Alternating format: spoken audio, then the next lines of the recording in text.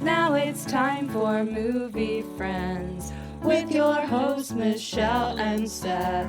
We're talking film without pretension. We're finding cats that are unexpected. We'll watch a movie, film, or schmovie, and we want you to join our journey. So subscribe and share this podcast, or this might just be the last of the Movie Friends. We're movie friends. We want to be your movie friends. Hey, welcome to Movie Friends. My name is Seth Vargas, and today it's a little different episode. My usual co-host is not here, Michelle, but I am joined by our good friend Sean to talk about today's movie, 500 Days of Summer. Sean, how are you? Good. How are you? Thanks for having me. I really appreciate it. Thanks for nominating this movie and then being willing to come on and talk. If you're listening to this, each month on our show, our supporters, our patrons, get to nominate and vote on a movie that we will cover. And since we did Twilight in October, there wasn't really like a movie to vote on. So this is kind of a bonus episode, or just, I don't know. But I think it fits into the theme of unhealthy relationships. It definitely does. I definitely think that some weird way it does connect with the Twilight series, because that's a complex romance, and this is certainly a complex romance. Absolutely. Absolutely. Before we started, you said that you had something for your What's Going On? Oh, yeah, because usually I guess you and Michelle chop it up before you get into the whole movie. So, Yeah. well, you just finished the Twilight series. I rewatched the Twilight series, all to listen to your episodes on Twilight. Long story short, I was asked to read the first book by a friend 15 odd years ago. Once you read the first book, might as well read the rest of the books. Right. And vampire crap is up my alley. Romance crap. Just because I'm a guy doesn't mean I can't appreciate like a romance. Like, Sure. you know what I'm saying? So that's definitely up my alley. Of course, I'm going to watch the movies. And the movies are some of the best adaptations I've ever seen of a book. Wow. I know there's questions about the quality of the movies. Sure. But they managed to film those books in what I feel is the best way they could have filmed those books. And the casting especially is perfect. I know you asked Michelle, like who could you picture other than Kristen Stewart? I don't know. And maybe it's because all I've seen is Kristen Stewart, like Michelle said. Right. Yeah, and you know what's funny is that I knew before rewatching the movies, for some reason you must have made a comment about the baseball scene. Yes. So I was ready to watch this baseball scene. It's iconic for Twilight fans.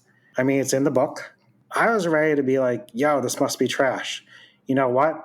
I think it's great. I don't see why you think it's so bad. I really don't. I was prepared.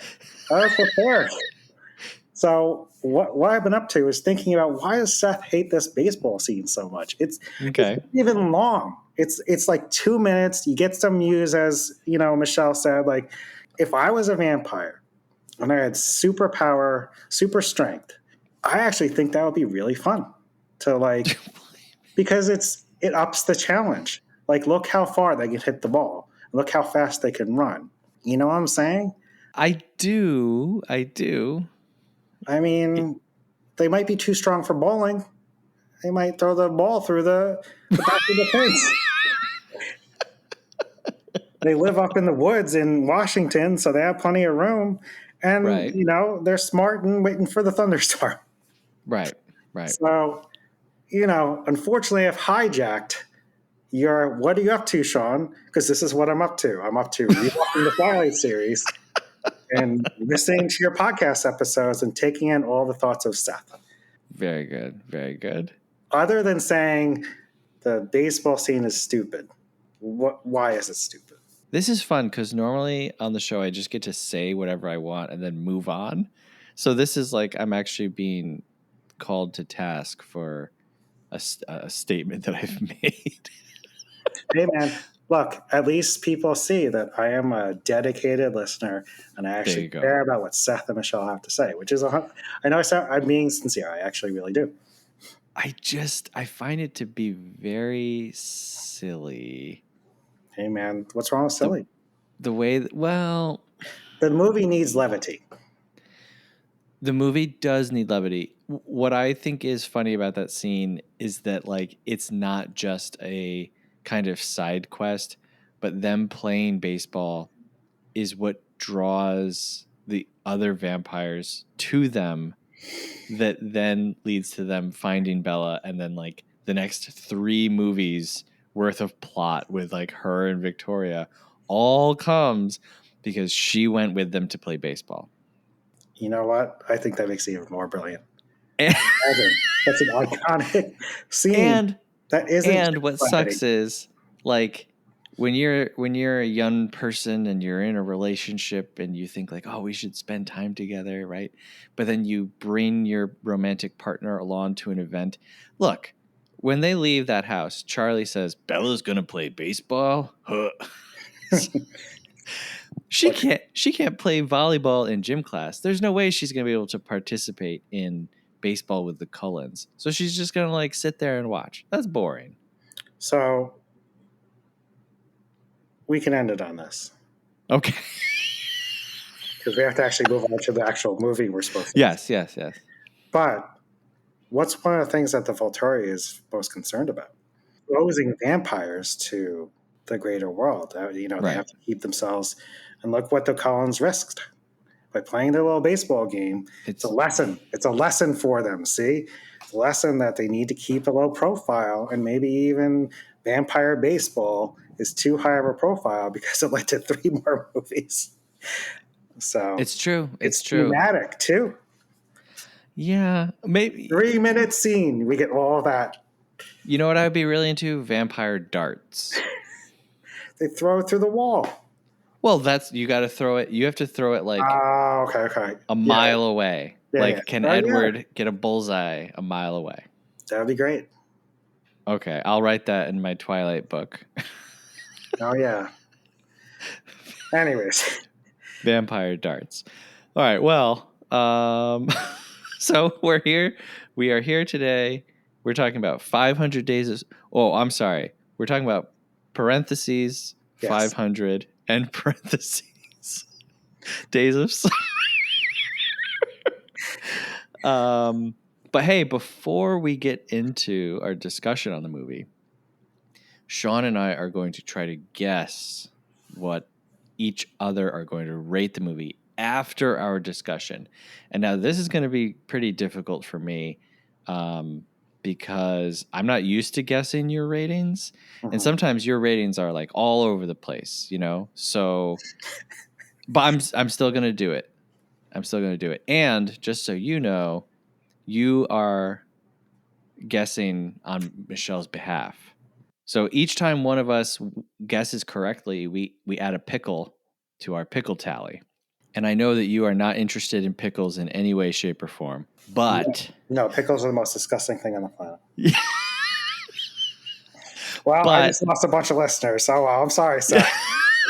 Sorry, buddy. But I know that you like Michelle, and so as much as you hate pickles, Michelle's wonderful. You are still playing for her, and you have a chance to actually tie it up. Going over to our pickle tally, I currently have won 20 pickles this year, and she has won 19. Wow. So I am locked in. All right. I am also locked in. Mine's on my computer screen, so you'll just have to trust me. Hey, I showed you a piece of paper, so. Yep. All right. So today we're talking about 500 Days of Summer from 2009. This is directed by Marc Webb, written by Michael H. Weber and Scott Neustadter, edited by Alan Edward Bell, cinematography by Eric Steelberg, composed by Michael Dana and Rob Simonson, costume design by Hope Hannafin. Starring Joseph Gordon-Levitt, Zooey Deschanel, Jeffrey Arend, Matthew Gray Gubler, and Clark Gregg. Sean, you want to take off your headphones and read our summary? Sure. Tom works for a greeting card company in LA. He believes in fate, true love, and indie music. He meets Summer, who he believes is the woman he's been looking for his entire life, his soulmate. They begin a relationship, but Summer makes it clear that she doesn't want anything too serious. As we flash back and forward in time, we see their ups and downs, their beginning and their end. Will Tom learn the error of his ways, or will he stay the same as he looks back on 500 Days of Summer? So, like I mentioned earlier in the episode, this was nominated by you, and the criteria for this month was pretty much any movie from anyone about anything, and you gave a few different nominees, but this was one of yours. This won the popular vote. So my first question for you is, why this movie? This is going to make you laugh, Okay. but I read the email super quickly, and I actually didn't realize. No, I didn't realize I was going to have to host. Right. And I submitted 2 movies that I want you and Michelle to tackle. But instead it's me and you. Right. I guess my request is I would hope that Michelle will watch it someday, or she maybe already has seen it. She has seen it, yeah. If she can maybe somehow give her thoughts. Okay. I would appreciate her thoughts as well, at least. Right. But I just think this movie is a good movie for a podcast discussion. I think there's a lot to discuss. There's a lot of issues. There's going to be lots of different opinions. I think it's also a good movie to represent the late 2000s going definitely. on, like at that time. And I don't know, like I just remember when I watched it expecting one thing, and by the end I was floored at what it was actually saying by the end. So I think it's a great movie, and I think the other interesting thing about the movie is that it's not a romance in a traditional sense. It actually like talks about what men and women may or may not want, at any different point in their lives. It's not cliche, you know what I'm saying? Right. And I was just very taken aback because I think I was expecting like more of like a cutesy Zooey Deschanel movie where it's like a romance, and instead it's very sincere and very serious. Yeah. So I think it's a movie ripe for discussion. I agree, and I'll be honest with you. When I saw this one come in, because I know you and I've known you for a long time, and you watch a lot of different movies, and so I was like, okay, wow, like 500 Days of Summer out of every movie that exists. Okay, that's an interesting pick. And then as I was seeing the votes coming in, I was like, why is everyone picking this movie? And it's not because I had any kind of bad memory of it.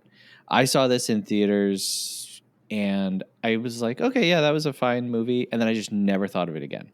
And when I thought about the movie, I would remember the dance sequence, and I remember that they don't end up together. And beyond that, not much else. So, so it wasn't like I had anything like against the movie or I thought it was bad. I was just very surprised because there were other movies that were also submitted where I was like, oh, yeah, that's a great one. Oh, yeah. And then when this won, I was like, what on earth? So I sat down to watch it. Pretty straight away, I was blown away at how different it was than I remembered. And how, like, interestingly made it was. I didn't remember any of the little creative flourishes. Again, kind of beyond just the one dance number.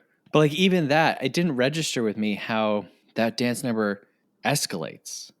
Like it goes from him just like having a good morning, people waving at him, to now people are in costume, to now he's dancing, to now a cartoon bird comes to him, and then finally he like breaks the fourth wall and looks at us, the audience. None of that registered with me in the slightest in 2009 when I watched this. Well, interestingly, I did not remember the dance number. Holy cow. But it's funny because you know what it reminded me of is a movie called Enchanted Sure. with Amy Yeah. Adams. Yep. Which, you know what, if it's not on my top 100, I'm going to add it after this recording. Seriously? Amy Adams in that movie is a real life princess, like a real life Disney princess. She's amazing. Wow. And there is a dance sequence in Enchanted in the middle of a park. There are cartoon birds. Mm. That movie came out in 2007. This came in 2008. And I even wrote in my notes, they borrow the cartoon bird from Enchanted to use, because it kind of looks like the same cartoon, like the same animation style. You know what I'm saying? Yeah. So maybe, you never know, man. Maybe they were inspired to be like, probably not. I mean, it's probably written, who knows? But like the movie history timing is crazy that just a year earlier, right, there was like this live action Disney animated movie with a huge dance sequence. In 500 Days of Summer, they use it to show his post-coital bliss. Right.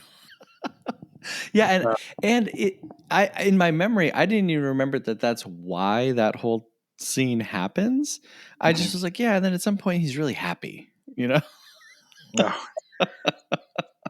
You know, look, man, I get it. That's how it feels. When, sure. Yeah, no, I understand. You know, the person of your, of your affections, I'm just going to be blunt and say, I have been there, where you sleep with the person that you've been dying to sleep with.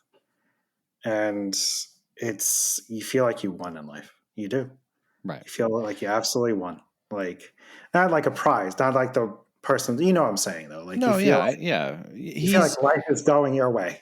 Well, he feels that he's fulfilling this thing that, the movie tells us he's been obsessed with since he was 12 years old due to listening to music and misinterpreting movies. But I want to go before that. And this is like just such a downer to start on, if you ask me, which is the intro, the note from the filmmakers, any this is a work of fiction and it doesn't resemble anyone, blah, blah, blah, blah, blah. How do you take this intro? I mean, one of the things that I took note of course, at some point in my thinking about this movie is that this is all written and made by men. That is interesting, that there isn't any female perspective whatsoever. Right. They had to write for a female, Right. I take it as a tongue-in-cheek joke. Is it possible that someone has some grievance against an actual person? Yeah, I guess it's possible. The claim comes from one of the writers, Scott Neustadter, that this is a real person. Wow. And that this story kind of comes from his experience of like falling in love and then breaking up with this Jenny person. Wow. This guy has balls, I guess. you know. I don't like this. Like I'm like, yeah, now that you tell me that's like, it's just a real sour note to start on. Like, I feel like if you end the movie this way, because every movie has that, like, this movie is not about anyone who's ever existed, real, living, or dead. Meanwhile, it's like, a biography of Abraham Lincoln. It's purely coincidental. That's just going to make me go into the weeds of it, because it's like the movie has a viewpoint, I think. Okay. Clearly. I don't, and especially because it's like told all by men. Men produced it, men wrote it, men directed it. You know what I'm saying? So I'm going to talk about how this movie personally affected me, and maybe that'll go circle around towards a point, which is I, at one point in life, was some version of Tom. Mm-hmm. Just hoping I could meet a girl who would be into the same crap I'm into, who would want to go to the same concerts I wanted to go into. In my 20s, I saw meeting a girl as like, oh my God, I want to find someone with the same interests. Right. Same exact interests, I mean, the first girl I fell in love with, to this day, she was such a massive influence on what I liked. And so even my first love was someone who, when it came to movies and music and pop culture, she was, outside of my father, the biggest influence in my entire life. And so, of course, for a long time in my life, I was just chasing that. And now that I'm 47 almost, and certainly I think this movie came at a time when maybe I was starting to reassess how successful that is. Right. I don't think it's that big of a deal at all if I meet someone that doesn't share all of my interests, but is just compatible with me and we get along and is just nice to me. That's much more of a value, especially at this point in my life, than, oh my God, are you super into Belle and Sebastian or the Smiths? You know what I Right. mean? Like, Right. and those are two of my favorite bands. Right. So I'm mentioning that to show, the cultural touchstones that he talks about. Like, I literally think that There's Light That Never Goes Out is possibly one of the 10 greatest songs to ever be made. Sure. Sure. And I know that's hyperbole, but I really do think that, and it's in this movie. And like, you can, so I'm explaining this to show you how I connected with it. Right. But I took it as a lesson in my life as to, oh, Tom is going about things the wrong way. And it really lays it out. I say all that, one, to share, you're like, Sean, why this movie? Why is this, I think now you can sort of see how it was formative in, when I watched it, which I was able to look back, and I first watched it in 2010, I believe. So pretty soon after it came out. Yeah, February of 2010. So what was I? So I was 32. Mm-hmm. You know what I'm saying? So coming out of my 20s. Yeah. And I'll just say, definitely age 31 for me was a big thing where, I just had two relationships where I dumped one girl and the other girl dumped me. And I was like, I'm doing something wrong and I need to take a break from dating. And then I watched this movie, and at the time, I just think it spoke to me in a way where it's like, whatever Tom is doing is not working. And what I've been trying to do clearly is not working. The thing about the beginning that you asked, your initial question is, maybe it is tongue in cheek. Maybe he's working through his issues through this movie about how that wasn't a successful relationship, and maybe trying to sort through that through art, which people have been doing for centuries. Sure. Sure. I mean, yes, it is kind of shitty to literally call out an actual person. Who knows? Maybe that covered him legally in some weird way. Like, I don't even know about, what I'm saying? I'm just spitballing at this point. But Sure. Sure. I'm rambling. I'll stop. But did I somehow full circle address your question? Yes. And you're talking about one of the things that I think is like the crux of the relationship, which is that Tom thinks that their shared interests indicate that she's the love of his life, Right. which Chloe Grace Moretz, her character, very clearly says to him, you think that because she likes the same like weird stuff that you do, that means that she's your soulmate. Yeah. As soon as she delivers that line, we cut to the TV and her character in Wii Tennis wins. And it says, you win. I didn't notice that. That's good. Yeah. And so like the movie is playful, right? And so doing that specifically, I think that the movie is communicating that like she's right. Like she's right. That's the point of this whole kind of thing. But where they intersect is Summer genuinely wants to have fun and she wants a friend. And even when she breaks up with Tom and he's walking away from her in that diner, she says, "You're still my best friend." And the frames it slows down just like a little bit. And it's almost like because that's the worst possible thing that someone could hear is that, a woman wants to be your friend instead of your girlfriend or whatever, right? And I say that, when I say that, I'm obviously joking. That's not the worst thing in I the know. world. I just want to clarify for anyone listening. No, that's not the worst thing in the world. That's a good thing. And like Tom and Summer could have been good friends. And so she's like, oh, this guy likes the same stuff as me. He's a fun person to hang out with. It's like what they're looking for is so different from each other. Like Tom is looking for the love of his life.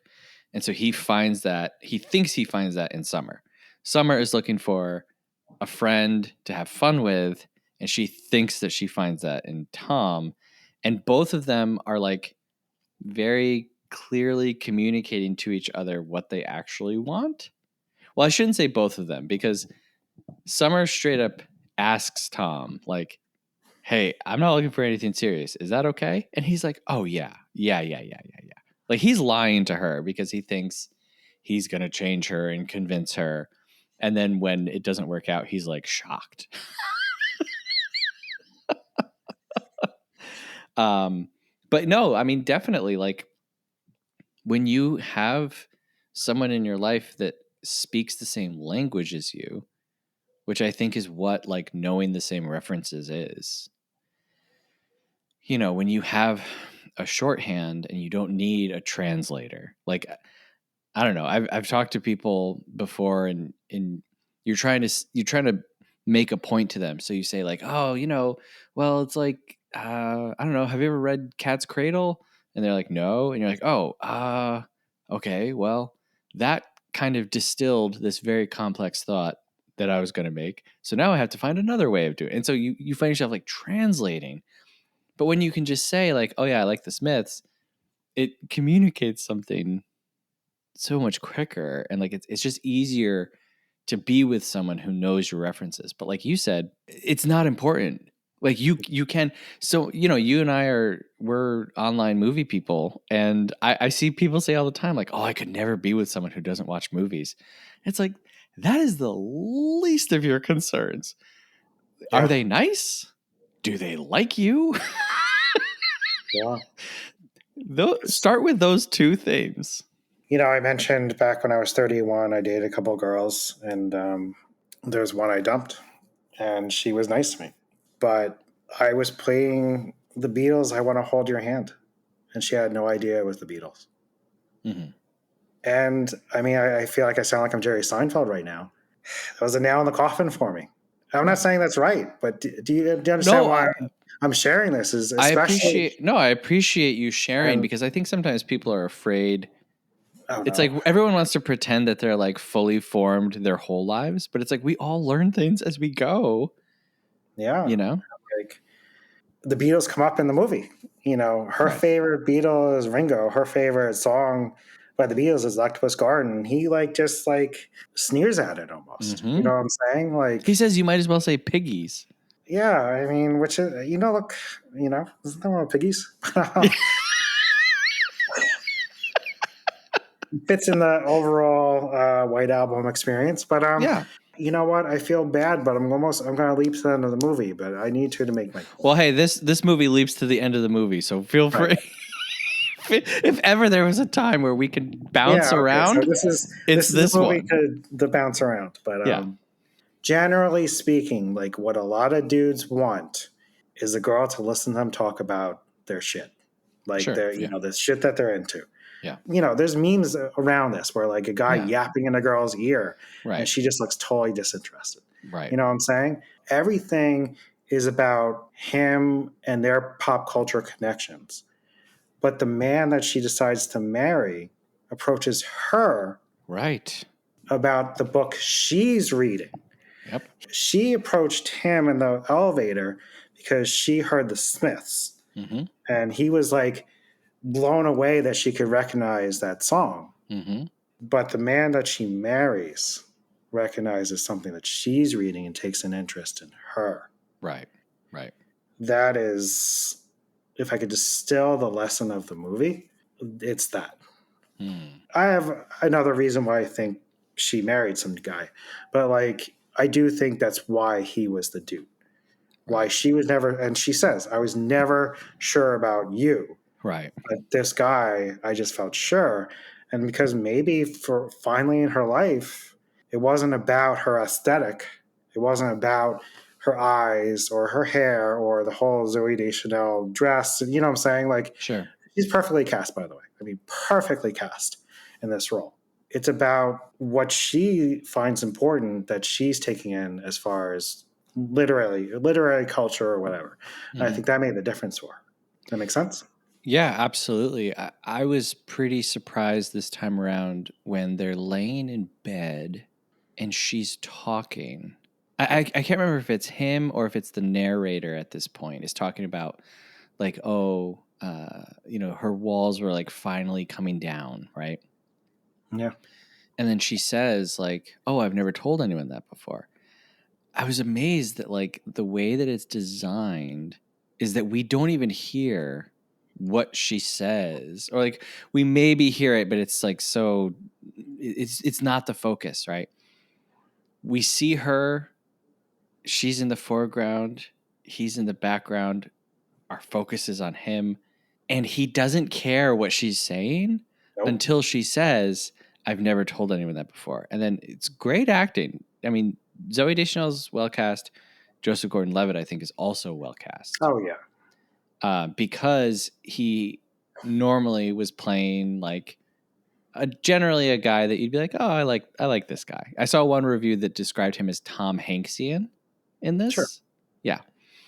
But there's this like glint that comes to his eye when she says that. And it's like, he doesn't care what it is that she just said. All he cares is that he's like checking off these boxes of like, this is my soulmate.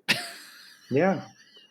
So, I mean, basically, again, it's not about her at all. It's about what she is to him. Right. Right. And one of the things that I've heard said, this is like kind of an in-between episode, right? So I've been spending so much time doing Wizard of Oz prep.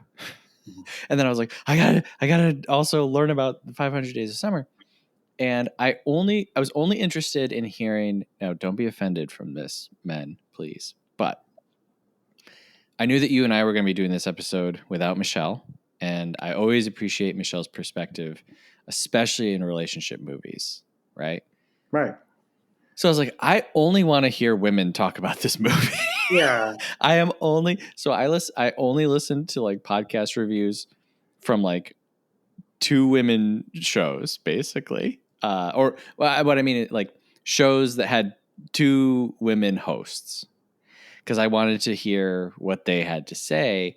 And one of the criticisms that was consistent, I would say, because the opinions were all over the place. This is a good movie. This is a bad movie. This movie makes a good point. This movie makes a terrible point.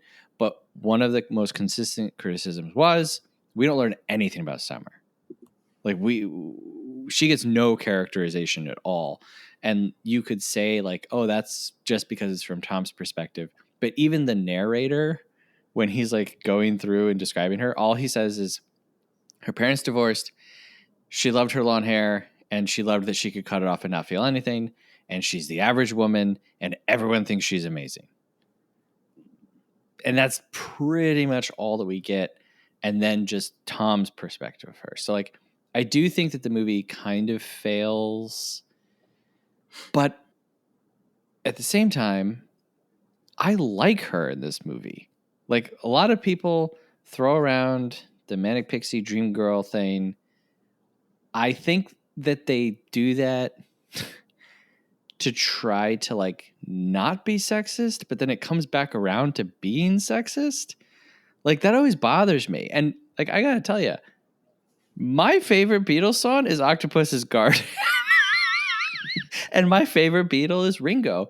So when people make fun of her in this movie, like, oh my God, she's so annoying. She's so twee. She's so this and she's so that. I'm like, watching it now, I'm like, what did she do that's annoying? She went to work. She was fun and interesting. She did karaoke. I mean, what in this movie could be described as cringe or annoying from her? you're speaking to the other reason why I think this is a remarkable movie. Yeah. It's because when I finished the movie the first time, and I mean, still now, but I mean, the reason why it was a remarkable movie to me is because I don't know how much I want to get into the who's right and who's wrong. Well, But I mean, she was honest from the start. Yeah. She told him exactly what she offered. yeah. She asked him if he was okay with it. She communicated with him. She even took the blame by saying she was the Sid and the Sid and Nancy. Yeah. I think what that whole scene does is shows that she's aware that she's not enough for him and hurting him. Like that he's actually miserable, even though he doesn't want to admit it. Because if he's miserable, that means she's not the woman of his dreams. What I was shocked at, is that I was going to the movie thinking like, oh, Zooey Deschanel, Mag Pixie Dream Girl. She had just done, she was in Elf. New Girl hadn't happened yet. New Girl was 2011. Yeah. But she, in 2008, a year before this, started She and Him with M. Ward. Right. So she was doing her indie rocky songs, and in a way she almost subverts that and says like, what's wrong with that? What's wrong with being someone who wants to right now in life just, have fun and to not tie myself down and to enjoy life and do what I want to do. I mean, she said that she just moved into the city. We don't even know anything about where she came from, like you said. Yeah, like, Michigan, Like, why did she move here? She just, who knows? So she's clearly someone that is spontaneous and wants to live a spontaneous life and is upfront about that. I left the movie thinking like she didn't do anything wrong. I mean, I agree 100%. You said, "Oh, I don't want to get into who's right and wrong," and I was gonna be like, "Well, I mean, I'll do it right now. Tom was wrong," and I agree with what you said, but I disagree with it a little bit in that I actually think that Summer is enough for Tom, but it's his own mindset. When he says later in the film, like, she is the only person in the world that can make me happy. That's just a wrong mindset for anyone to have. No one person can make anyone happy. That is too much responsibility to put on anyone. I do not look to my wife, who I am quite fond of, and we do share a lot of interests and we get along and we've been together for a long time.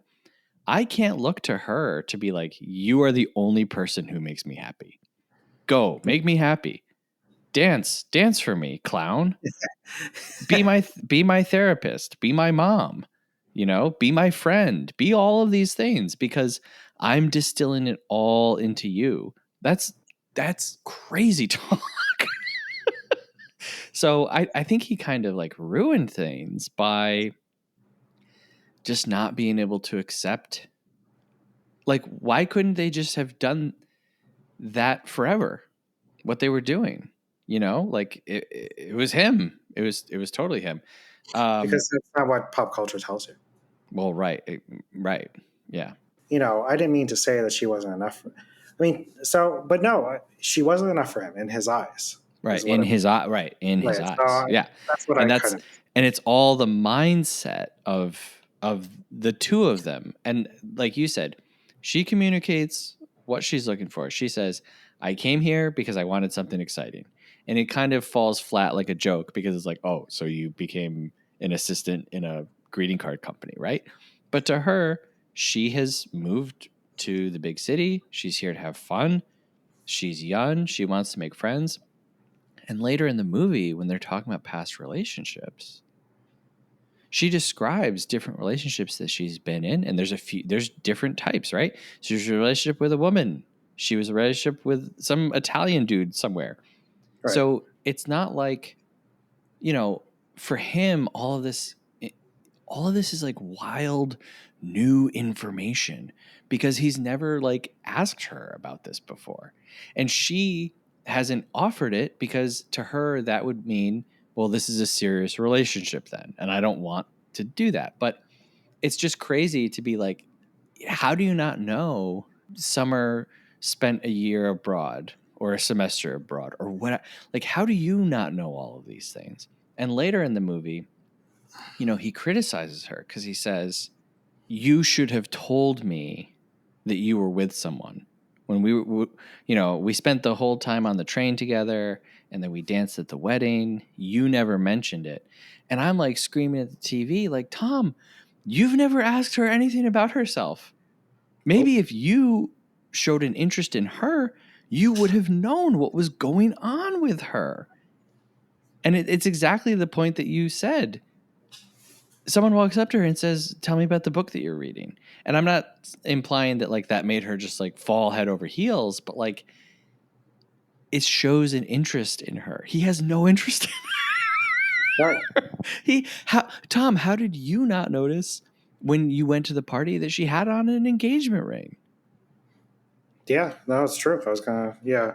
And I mean, that often, like women in real life complain about that. Women complain that they go on a first date and the dude just talks about himself. Didn't ask me anything. Right. Like, you know, I mean, it's a common thing that, you know, so, you know, and I guess, I mean, and you talked about Joseph Gordon-Levitt, his cast. He is perfectly cast because you like him. Right. He's not. If they made him a bastard, they made him unlikable. You wouldn't go on this journey with the same like he's. That's the other thing is that he's not a bad guy. At some point, when he goes on the blind date, which is a really great scene, because she flat out like says like she didn't cheat on you. She told you how, like she did the same thing that his sister does. Like just lays it out for him. Like, and you know, I just made a connection. What does his sister and the blind date share with Summer? They're all women, and he's not listening to them at all. Yeah, I love the blind date scene because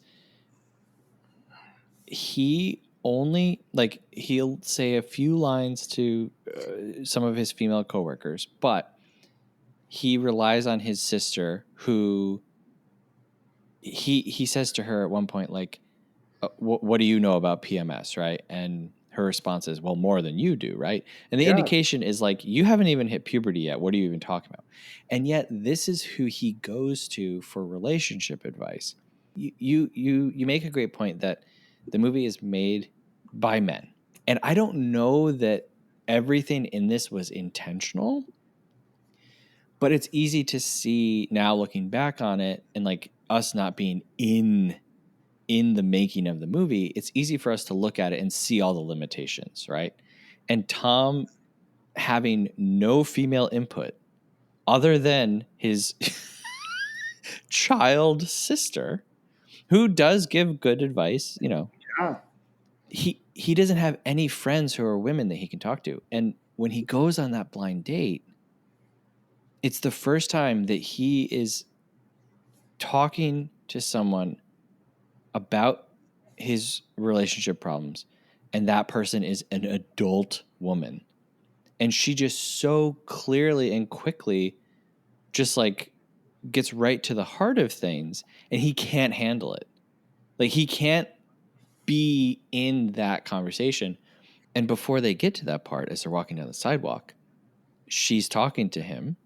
She's interested in talking to him, but she's not talking about movies or music or books. She's asking him about his career. She's asking about where he went to college. And again, it's like he can't interact on those levels. Right. Yeah. And it's just so good point. I didn't think about that.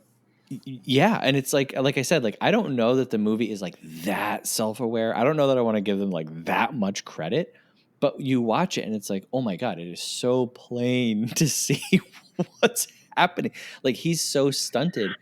You know, when the movie opens and it's talking about him as a kid, it shows him sitting there with, you know, all these posters, you know, the Pixies and the Smiths, and he's watching The Graduate, and it's like he just stopped right there.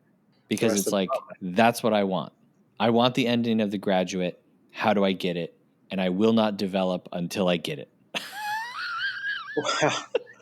Well, just quickly about The Graduate. Of course, the brilliance of The Graduate, the brilliance of the end of The Graduate, is the looks that develop on their faces.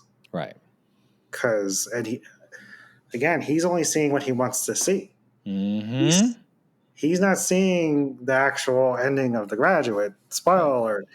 But it shows it in the movie. If you watch this movie, right. You've spoiled The Graduate for yourself. The end of The Graduate is spoiled because it's shown. Yeah. But so the point of The Graduate is they look a little worried about, oh shit, what did we just do? Right.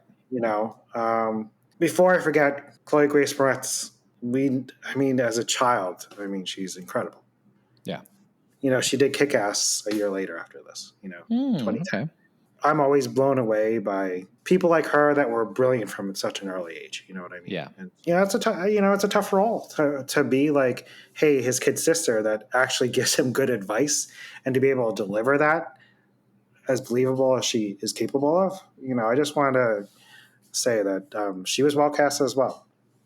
At some point, Rachel, that's Chloe Grace Moritz's character, there's a scene in the soccer field somewhere in the middle of the movie. I don't remember what day it is, the 500 parentheses days. Right. But she says, just ask Summer how she feels. Mm-hmm. It's better to know now than later. Ask her how she feels now, because he's not sure, and he's talking to his guy friends about what, looking at all these signs that she's really in love with him or whatever. And Rachel is just like, just ask her. Just ask her how she's feeling. And she's proven already in the movie that she will tell you how she feels. Right. He's too scared to, because one, he probably somewhere deep inside knows. And two, even if that's not the case, there's still a risk of ruining the fantasy that he's living. Right. Right. He doesn't want to live in reality. She lives in as we know, she's someone that lives in the moment. Right. She's in her 20s. And the other point I want to make in defense of her is, women want sex too. And sex doesn't have to be something that is serious and sincere. It's almost 2026, and I do firmly believe that. Sex can be a lot of different things for different people. So, the fact that she's willing to sleep with him, she has desires just like, you know what I'm saying? It's okay for a woman to be like, this is, this is semi-casual, and she doesn't cheat on him. She, so if you're like, oh, well, does that mean she can sleep with anyone? And at some point Rachel says that one day you're going to find that I don't remember the name, but it was pretty funny, but she's going to be with Lars. Yeah. Bodybuilder from whatever. And she has a point, at some point, Summer may be like, well, I'm just not feeling it anymore. I haven't, told this guy that we're a couple, and I want Lars the bodybuilder, Right.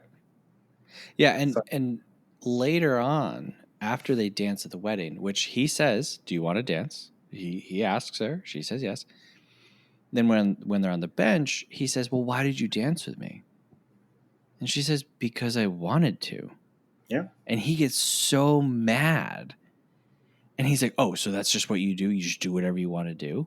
Yeah. And it's such, again, I don't want to give them too much credit. I don't know, but I feel like there's a lot here that feels too... It's just such a good representation of the anger that men feel when they don't control a woman. Yes. Oh, so you just do whatever you want? So I'm glad you say that, because it brings up something I want to bring up, which is the friends. Oh my God, the worst people. I'm laughing because I do find them funny, but sure. God, just the casual horribleness. If she says hey instead of hi, that means that she's a lesbian. Right. And it's like, what sense does that make? But to certain people, that makes all the sense in the world. Early in the movie, Summer and Tom share an elevator ride. And Tom is pissed off because she doesn't act like overly friendly. You know, like this is before they even talk.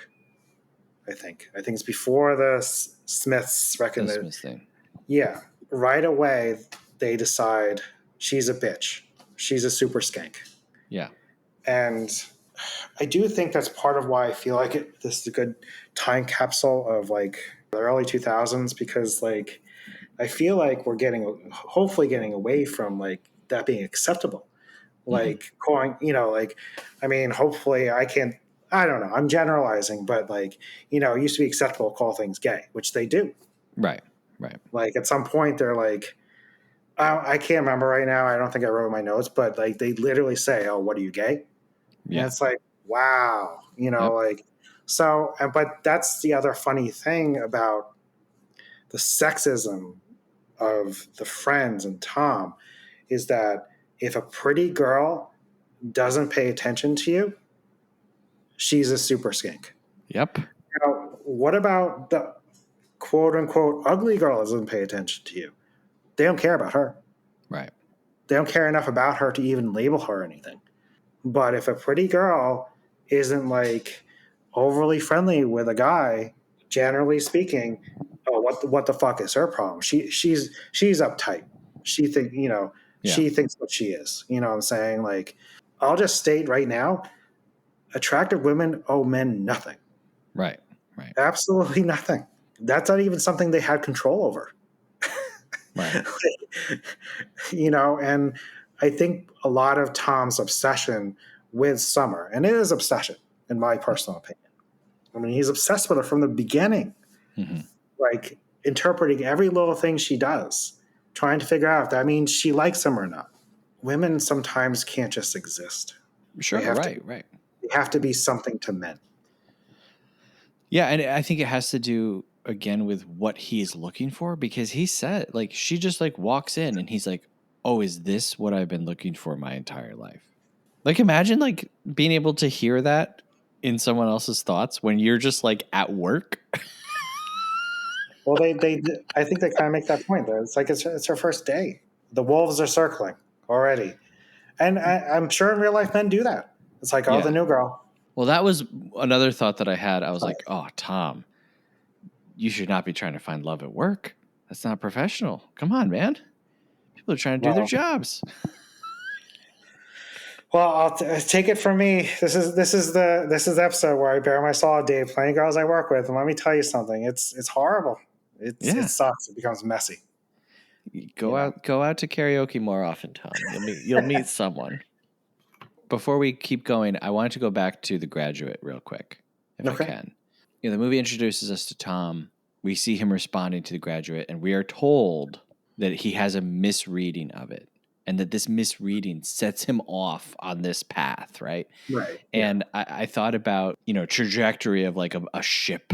And if you're just 1 degree off over the course of, maybe a mile, you'll be off course, but you'll still be close.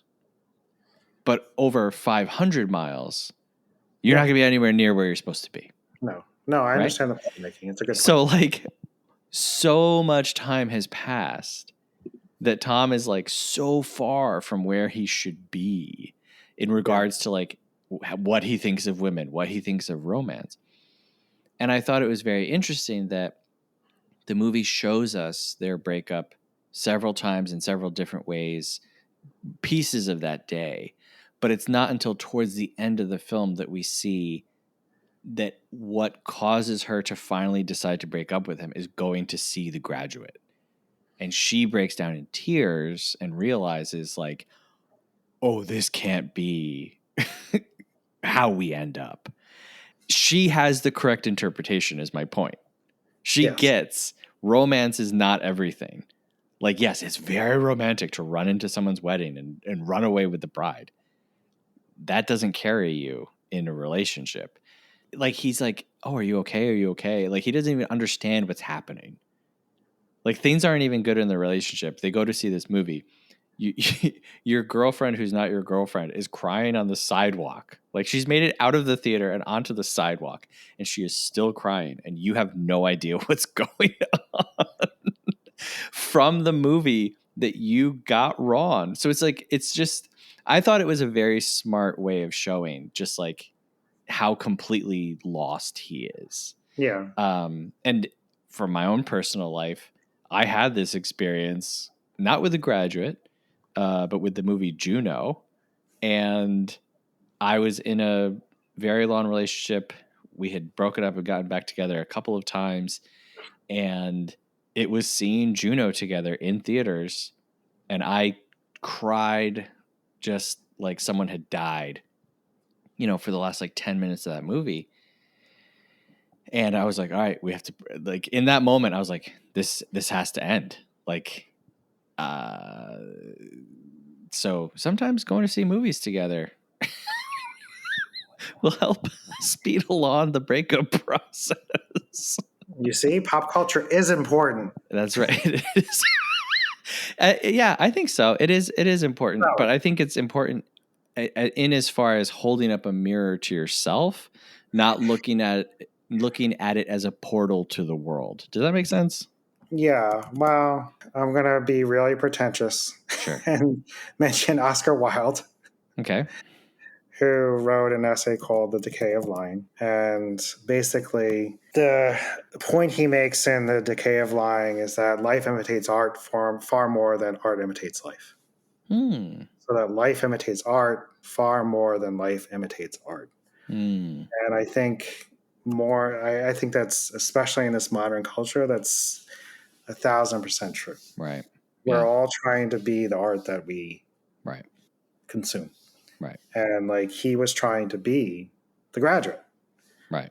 So he was trying to imitate the movie rather than the movie imitating him. Anyway, so there's my big pretension moment for you, as I'm actually quoting Oscar Wilde on your podcast. That's okay. That's good. But and I agree. The other funny thing is like the IKEA scenes. The initial one is it's so cliche. Like the new couple going to IKEA and shopping for furniture and imagining like their life together. And they show them going again and her just not into it. Right. I wonder if that was a sign for her that maybe it's time to move on. It's not spontaneous. It's not fun anymore. And she doesn't want that, but she does say, and she says like in the email that she sends late in the movie, like, are you ready to be friends? Right. She wants to be his friend. Absolutely. She values him as a person, so much so that even when they haven't talked and she's gotten married, their last conversation on the bench, she tells him, I realized you were right about fate. So that shows that she's still thinking about it. She still took the things that they talked about seriously and took them in and was still thinking about him after they stopped talking. Right. We're fed, especially by pop culture. I'm going to reference Fight Club. Why not?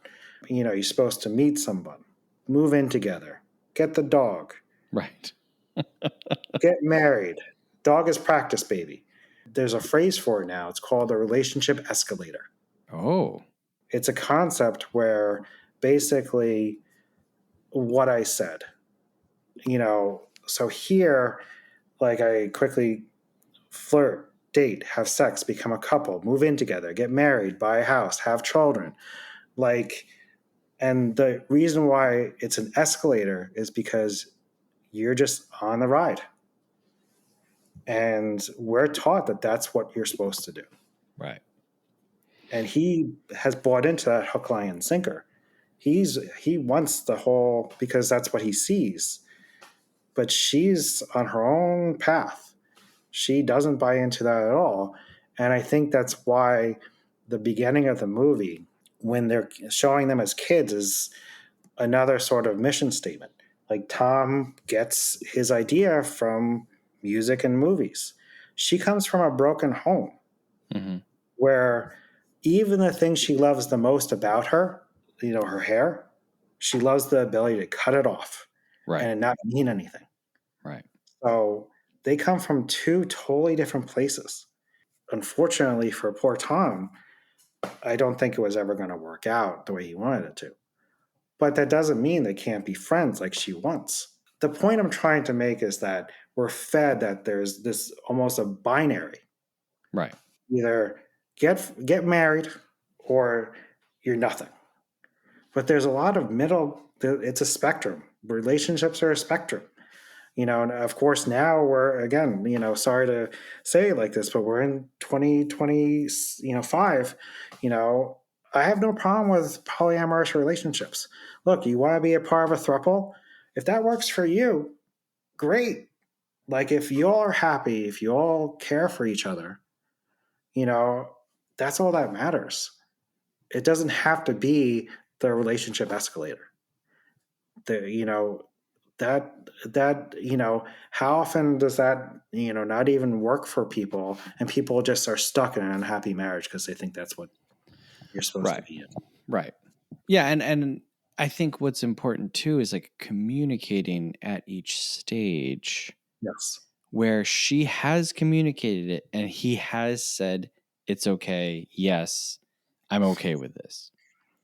And so at no point, like, he's frustrated because he's like, well, what are we? And it's like, you know what we are because we said it and you agreed to it. Yes. I don't wake up every day and I'm like, are we still married? We said it. And should that change, it will only change through a conversation to realign what we are. Yeah. There's a scene where Summer is being hit on by a guy at a bar. Yes. And says, oh, I can't believe this is your boyfriend. What a joke, whatever. Tom punches him without taking any consideration into the fact that he's now like escalating this situation into violence, which the guy was already gone. Like, it's just bad. It's bad news, right? And they go back. They're all around. Yeah. They go back to her apartment.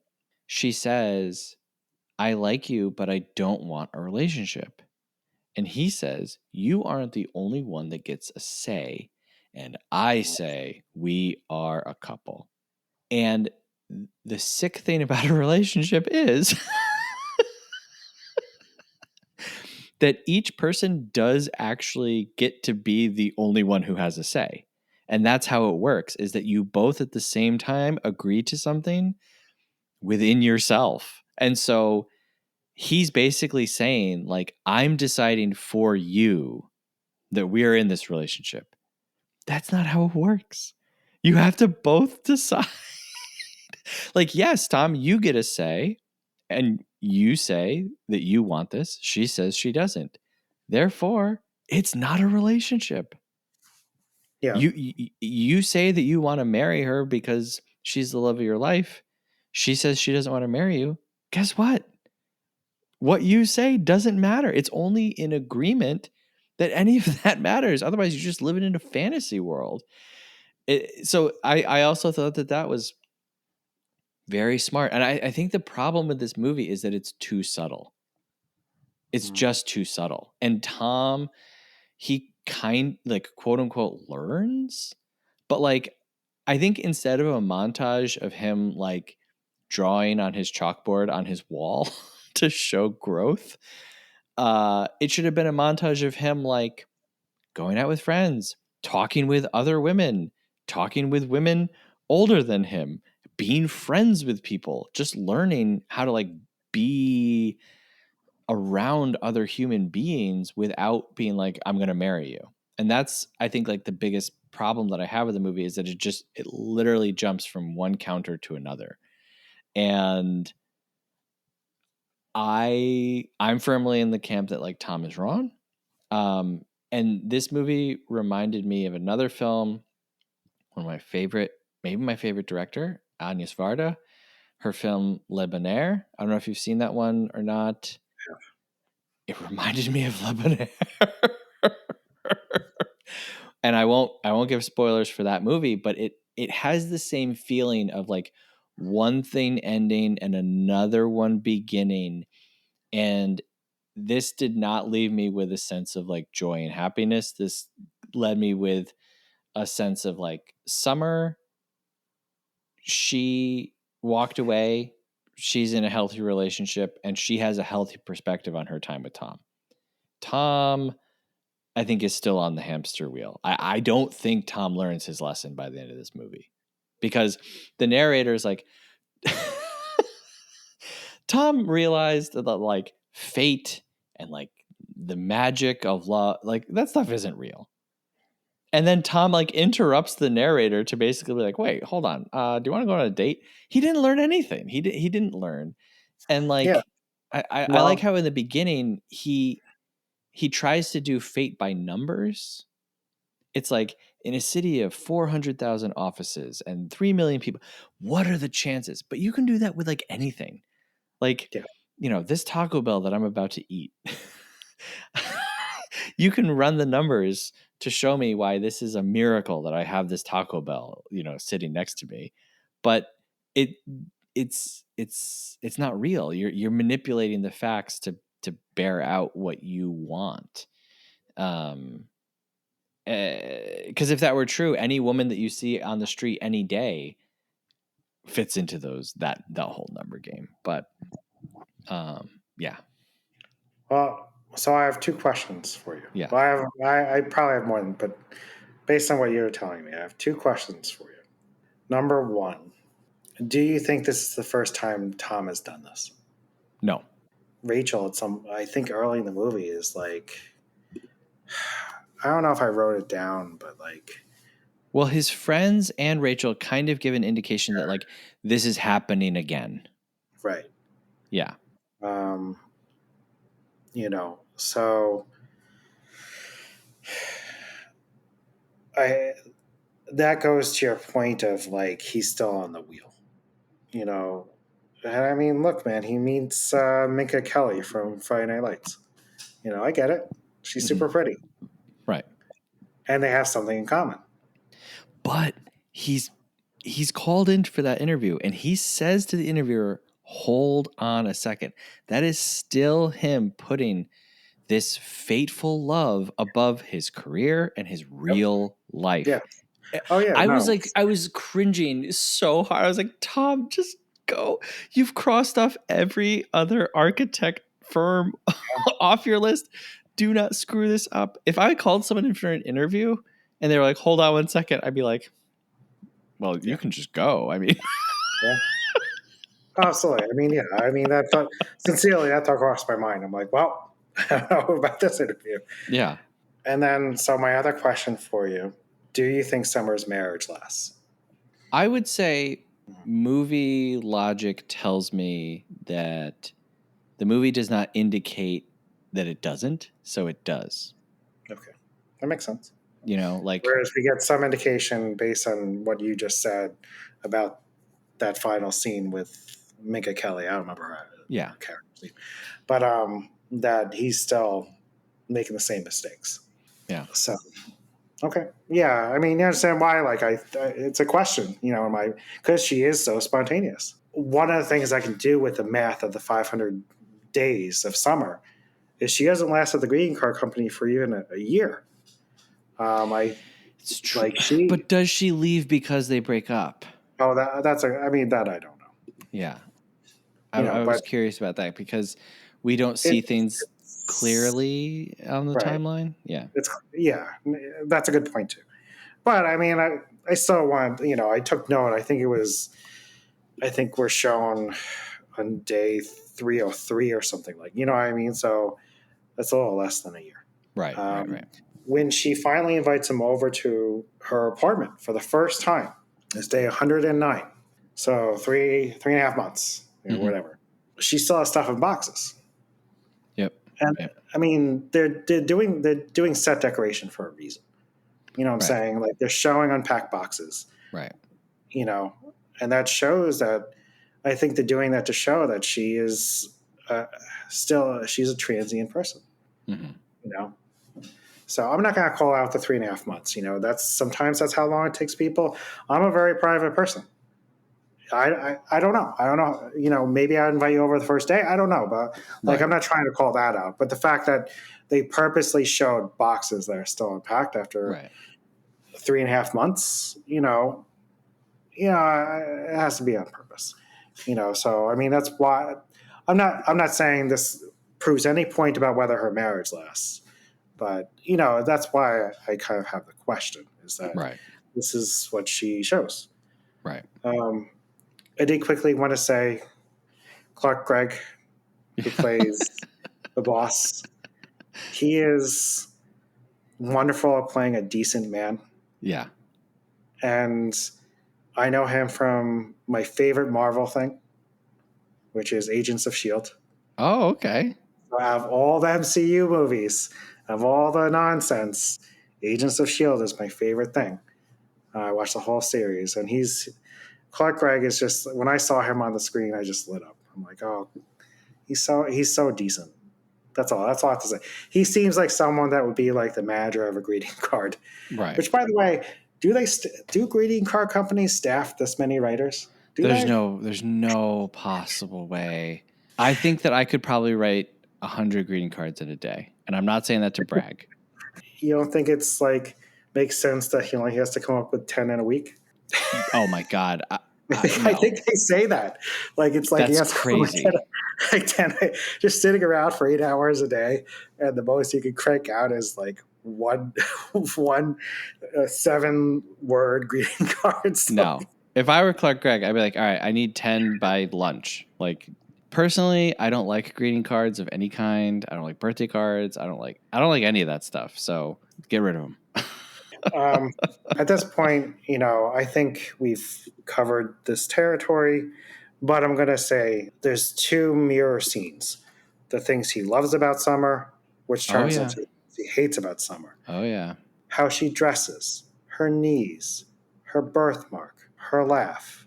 And those, what does that say about her? None of that is who she is. Right. That's what she is. Right. Character. There's no character. When I think about like my friends, I mean, sorry to put you like on the spot, but you came all the way into the city for just 5 hours to visit, just 5 hours of visiting me. Like, you came all the way upstate when I was visiting in New York just to meet me for 5 hours. That's a friend. That means something. Right. You know what I'm saying? Like, sorry to but it's a perfect example. When someone does that for me, or Michelle, who's never even met me, just spontaneously taking a train to the city with her husband, like, it's like, wow, like that is touching. Those are the things that bring people together. Right. Those are the things that make someone a friend or a girlfriend, right, or a wife. It's not her birthmark. No, absolutely. I mean, yeah, I mean, like, with my wife, if someone was like, "Oh, what do you like about Jean Marie?" I think, and this will sound like a joke, but I'd be like, her patience. She's one of the most patient people. You describe parts of their character, but he doesn't know anything about her. He doesn't know anything about her. Yeah. It's just she is an icon, and she fits a hole in his heart, and it could have been anyone else. I think that when the narrator is talking about her and saying, like, most people only encounter someone like her like once in their life or something, right? But the narrator says that on her way to work, she gets like 8.5 double takes or whatever, right? So how many other people just saw her and thought, this is what I want? And he sees her and thinks, this is what I want. Despite her saying over and over again, I am not what you're looking for. I am not what you want. Like, I am not that thing. And he's like, oh, that's okay. That's okay. So you gotta, I think men, although I think this lesson is applicable to anyone, people should take away from this. You have to listen to people. You have to listen to what people are telling you, and you have to take an interest in people and learn about them. Yes. It all can't just be this surface level, hey, what do you want to do next? And it sucks because I feel like they could have stayed together if he didn't ruin just chilled out. Yeah, just chill out. And that's what, it's so sad, when they're on the train and then they're at the wedding, and even part of the time when they're at the party, it's like he has chilled out. And so now, like, when they're giving their post-mortem of their relationship, and they're talking about snoring and they're saying things basically that they couldn't say to each other when the stakes were high, right? Which snoring, by the way, is such a cliche like grievance, but go ahead. Yeah, hey, sorry, people snore, get over it. But like she's enjoying being around him again because it's fun. Yeah. And when there's a responsibility, I mean, it's like this. It's like I love talking about movies. I love watching movies. If this was my full-time job, right, would I be happy about it necessarily? I don't know. I would like to try, but there's an added responsibility that can take away from your enjoyment, So anyway, I very quickly, we're going kind of long, but I quickly want to mention the music in the movie. I've heard so many people just say like, just trashing like the music choices in the movie. It's like, oh, it's all surface level, boring, da da da da da. Like it's not special to know who the Smiths are. And it's like, okay, yeah, sure, maybe this isn't like really like niche, deep stuff. But I really liked the soundtrack. I gotta tell you, when Regina Spektor started playing, Us in the beginning, I was like transported back to 2009. I was like, 100%. This is great. I went to Coachella 2007. Regina Spektor, I saw her at Coachella 2007. This is the perfect time for that, Yeah, that's awesome. I mean, he sings the Pixies' "Here Comes Your Man." Yep. Yeah, I mean the perfect song, Anyways, yep. No, I don't know. I appreciated the pop culture stuff while recognizing that the movie is also being critical of being a pop culture guy. It is. And I mean, I do think to a degree we were in that time too. Like, I looked up Garden State, which is apparently the beginning of the Mag Pixie Dream Girl was Elizabethtown. Yes. But I think it's Garden State. I think Garden State's that's why I said in the beginning of talking, you said, this is very 2000s, this movie. And look, man, Belle and Sebastian's great. The Smiths are great. Yeah. Morrissey, it's funny he loves the Smiths because Morrissey's super whiny too. So, yeah. One last thing I want to say, and this is going to be ironic. I think Zooey Deschanel does an incredible job. I think this is the best thing I've ever seen her in. Because she does such a good job of portraying someone who it isn't as serious for her as it is for him. And she's able to be serious too. For me, like her acting scene, standout is when she's recounting her past relationships to him. The whole thing takes on a different feel from the rest of the movie because now this is her really talking about herself. And she's almost talking past him because she's just like, you're not going to like what I have to say, but sure, I'll do it. Sure, whatever. I'll tell you what you want to hear. And yeah, again, like I know it's cool to like hate this type of person for some reason. I just don't see it. And again, maybe that's because I also prefer Ringo over the other Beatles, but like she just seems like a nice person. Yeah, I don't know. And again, like Allison, the girl that he goes out with on the blind date, she lays it out for. Yeah. I feel like not just for Tom, because it goes totally over his head, but it's almost like a check-in with the audience. She didn't cheat on you. She didn't take advantage of you. And she told you what she wanted. I see your point, especially at the point it comes in the movie. Right. She's so just a reminder, everyone, she's done nothing wrong. Nope. Yeah. I wrote in my notes, love is not about what the person can be for you. It's about what you can be for that person. Yeah. And if you're both doing it simultaneously, it works. I never really put that sentence into my head until last night watching this movie. If I could come up with a definition for love somehow, that's my definition. It's not about what they are for you. It's what you can be for that person. Yeah. So I guess for my rewatch, now that I'm 46 going on 47, I think that's probably my takeaway for this one. Yeah, my takeaway is definitely listen more and talk less. Yeah. You know? All right. So this movie was made for $7.5 million. It went on to make 60.8 at the worldwide box office. So very successful. This currently has 86 on Rotten Tomatoes, 3.7 on Letterboxd, 76 on Metacritic. Roger Ebert gave this 4 out of 4 stars. He was very impressed with like the structure. He liked the Fellini reference. He was all in on this movie. I was pretty surprised to see how high he was on this. There was also a Seventh Seal reference. Yep. Tiny little Seventh Seal. Sorry to cut you off. One last question. What do you think the nonlinear structure does? It's fine, and it's what they wanted to do, and I don't think it hampers anything.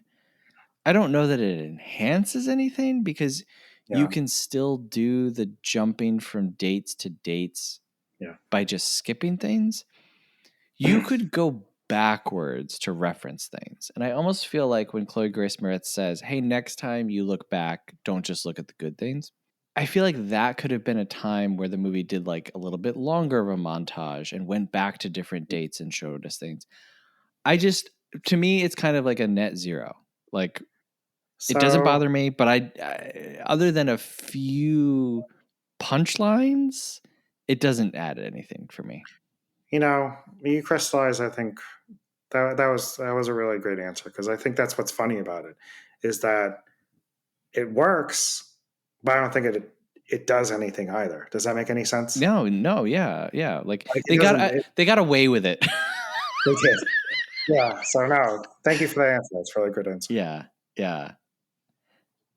All right, let's get into our happies and crappies. It's time for happies and crappies. Happies and crappies. It's time for happies and crappies. Happies and crappies. So my happy for this movie is just the music. I really loved the music, and hearing some of the songs really, really transported me back. And you know what? If you're listening to this and you're younger than Sean and I, and you're like, this movie is cringe and awkward, I don't care. It ain't for you. My crappy is, like I said, I think that the movie is too subtle. If we're going to give them full credit and say that they intended everything, they need to pull out a little bit more. And then that opening text, calling this woman a bad name right off the bat. It's just such a sour note to start on. And it's not good. Take that out. Get rid of that, Marc Webb. What about you? I think my happy for this movie, I do think Zooey Deschanel is a revelation. I really do. I don't care what people say. I think she skated a line perfectly, where she could have been really unlikable, but she comes off where we're both saying she did nothing wrong, and that part of that is due to her performance. Right. By crappy, honestly, I mean, I know the movie's making the point, but man, hearing the sexism is tough for me.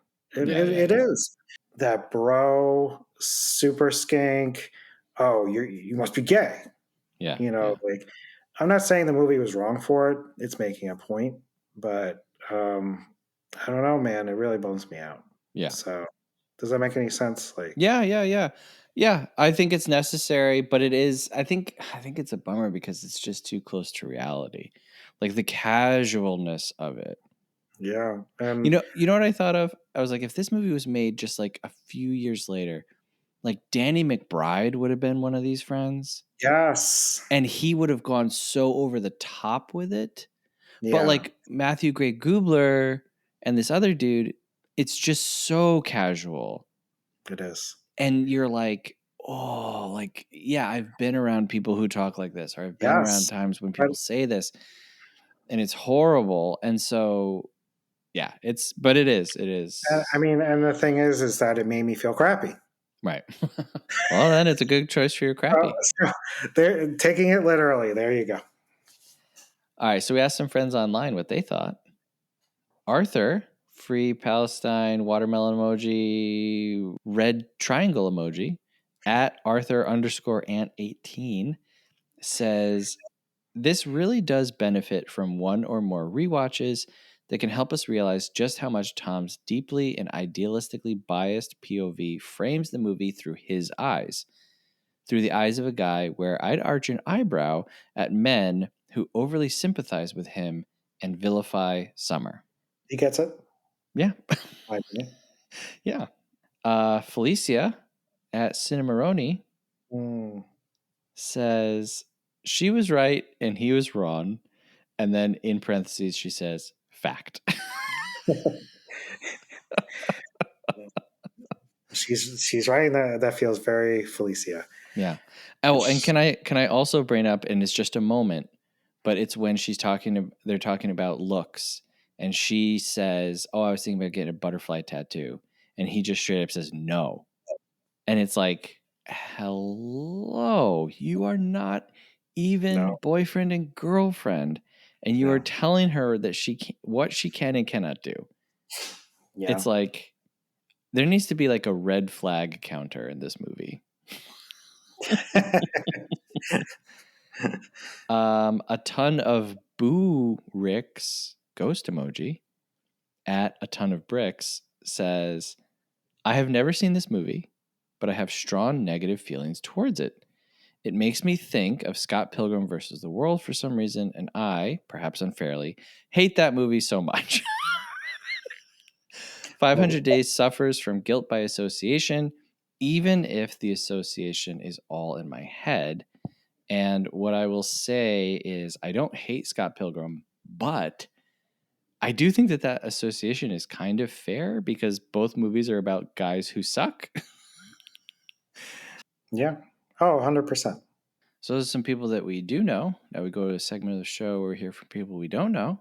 It's called half star, 3-star, 5-star. Half star, 3-star, 5-star.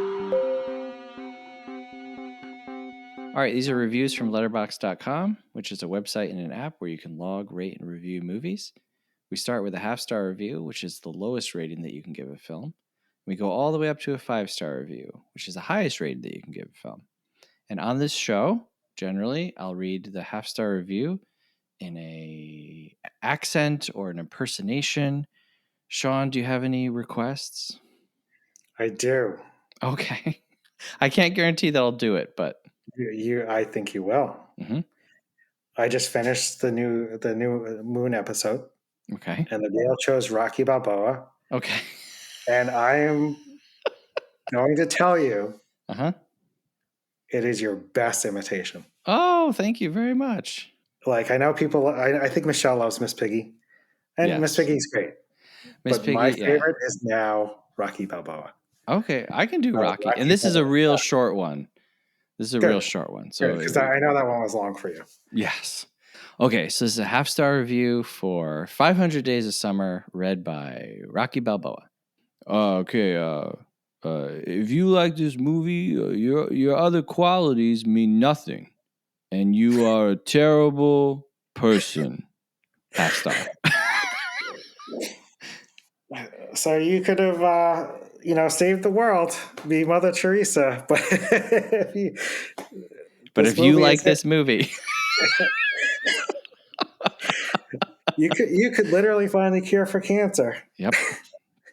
But for this guy, it's this movie that's the deal breaker. Okay, 3-star review says, in a lifetime, everyone ends up being both Summer and Tom at different times. And that's when you realize neither of them was completely right or entirely wrong. You just never really know when you've met the one meant for you, but when you do, it clicks. Bit of a centrist view, but... yeah. Well, it's a spectrum, just like I was saying. Yeah. I'm joking, but like, it's a complex movie. Yeah, definitely. 5-star review says, I don't even care if this movie has flaws. It is perfect in my eyes. A lot of it has to do with nostalgia. I watched it for the first time as a teen and fell in love with the soundtrack, the editing, the non-linear storytelling, Joseph Gordon-Levitt, and Zooey Deschanel. I would rewatch it over and over and wished to someday make a movie of my own that makes others feel the way this love story, that's definitely not a love story, made me feel at 15. Okay, So we rate a movie as a schmovie, a movie, or a film. We rate it 1 through 5 stars and give our final thoughts and recommendations. Sean, as our guest, if you would like to go first, I wrote down for you that you were going to rate this a 4-star movie. No. Okay. Okay. It's a 5-star film. Wow. Oh my God. I think you know my thought process on rating things. Mm-hmm. I'm a generous rater. Mm-hmm. I can't find a reason to give it less than 5 stars. Like, it's doing so much so well that I feel like if I started being like, oh, well, it feels nitpicky to me. I appreciate this movie for trying to tell a complex story about romance, about love, and about relationships. I think it's a unique movie in that respect. It does not end the way you think it's going to end. Like, if a movie was a typical movie, would end with them somehow together, Right. similar to The Graduate. Now, The Graduate is a classic. No, but I know what you mean. It did what it did. The Graduate does what it does. It's a brilliant ending. But, like, I don't know. Do you know what I'm trying to say? Like, they don't end up together. Right. I mean, how often does that happen in a romance when your stars are very young and attractive, Joseph Gordon-Levitt and Zooey Deschanel? Right. Like, you want, like, in some sort of superficial way, you want them to be together. But the movie tells a very complex story as to why they aren't together at the end of the movie. And I think that was hard to pull off. And I just can't see a reason to knock it for being for anything I can nitpick about it. So it's a 5-star movie for me. It touched me in a very personal way too, of course. So I got the emotional aspect of it. And I do think it's a film. I mean, for me, my interpretation of a movie is a little more, a movie for me is more entertainment. It's more on the entertainment side of things, where a film is more on the, we're going to discuss something serious kind of thing. So that's why it's a 5-star film for me. So for you, I guess a 4-star film. Oh my God. Very good. So wait, did I win? Did I tie it up for Michelle? You did. You just tied it up. Oh perfect.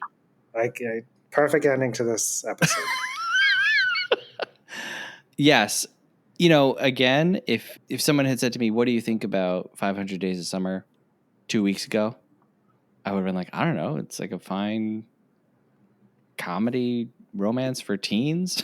You know what I mean? Like, that's probably what I would have thought. But I was very surprised at how different it played for me now as a much older adult than when I first saw it. 16 years is a very long time. Coincidentally, 16 years is the amount of time that I've been married to my wife. Aww. So I've had an entire relationship of marriage put into my brain and my heart that I'm now bouncing this relationship off of, and it is so different than when I first saw it. Yeah. So yes, 4-star film. I think that you don't need to agree with everything. You can be upset by a lot of things in it, but going back to your very first answer, it is a great film for discussion. And I don't think you need to put the movie down to disagree with it, if that makes sense. Yes. And I think that this would actually be a good movie.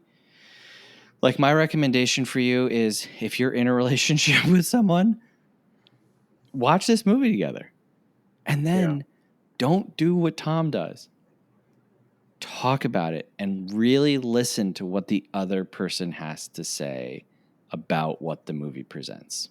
Because it's everything. It's kind of the whole kit and caboodle of relationships.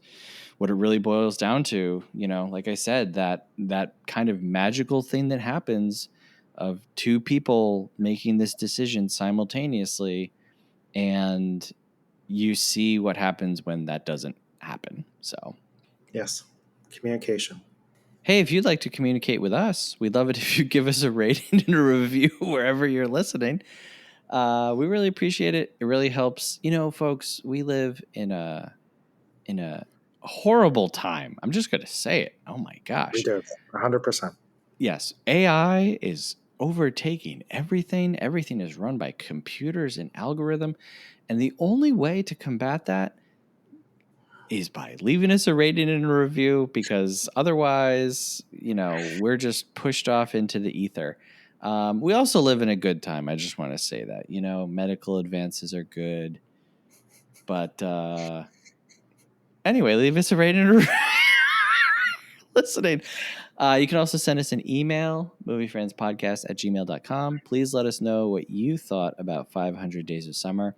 I'm particularly interested if you saw this back in the day and you revisit it.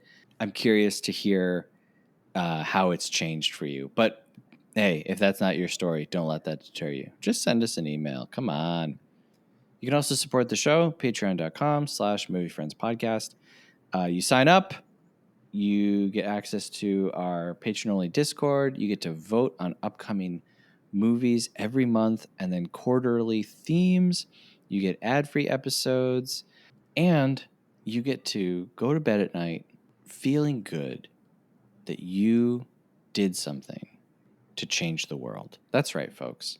Patreon.com/moviefriendspodcast. And hey, you know what? We are actually in the process right now of making a movie. That's right, folks. And so if you want to support the arts, you can sign up and do it that way. All right. Well, hey, Sean, thank you very much. Again, genuinely, thank you for nominating this one and then, going through the process of talking through it with me. This was a lot of fun. I feel honored to be on a officially posted Movie Friends episode. And I thank all the people that voted for it too, of course, because without them, it wouldn't have been an episode. So, and thank you, Seth, for, I don't know, Seth, people don't realize how great of a person Seth and Michelle are, and Jean Marie and Anthony. So I want to say you guys are really good friends, and I'm glad to be a part of your podcast and the success of this had. Well, thank you. Thank you very much. Thank you for the kind words. I'm going to try to segue out of them because I'm not good at receiving compliments. Well, actually, that's the end of the show, so there's nothing to segue to. But anyway, hey, thanks, man. Thank you very much. You're welcome. Hey, and thank you very much for listening. And remember, folks, to die by your side would be a heavenly way to die. Until next time, thank you for listening. Have a good one. Movie Friends is produced by Seth Vargas and Michelle Rubenstein. Theme music by Jean Marie Vargas. Visit us at our website, moviefriendspodcast.com, and please subscribe and rate our show wherever you are listening. You can support Movie Friends at patreon.com/moviefriendspodcast. Thanks for listening.